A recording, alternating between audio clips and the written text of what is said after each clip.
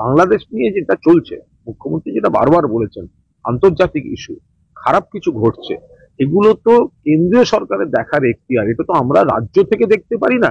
ভারতের জায়গা ভারতেরই থাকবে। ভারতের এক সূচাগ্র মেদিনী কোথাও অন্য কোনো দেশ, মানে আমাদের এখানে এটা কি করে সম্ভব? এখন অরুণাচলে কেন্দ্রের ব্যর্থতায় কি হচ্ছে সে তারা বলতে পারবেন, কেন্দ্রীয় সরকার।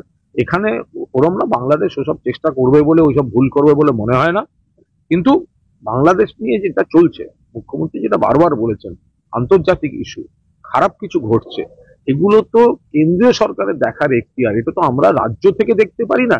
তো কেন্দ্রীয় সরকার যদি ওখানে একের পর এক খারাপ ঘটনা, খারাপ সংলাপ, প্ররোচনামূলক সংলাপ, এই ধরনের আচার আচরণ চলতে থাকে, তারা যদি সীমান্তটা পাহারা দিতে ব্যর্থ হয় কেন্দ্রীয় সরকার, তারা তো আইন সংশোধন করে সীমান্ত থেকে 15 কিলোমিটারের বদলে 50 কিলোমিটার পর্যন্ত বিএসএফ এর দায়িত্বে নিয়ে নিয়েছে, তাহলে তারপরে এই ধরনের ঘটনা ঘটছে কেন? ওগুলো তো কেন্দ্রের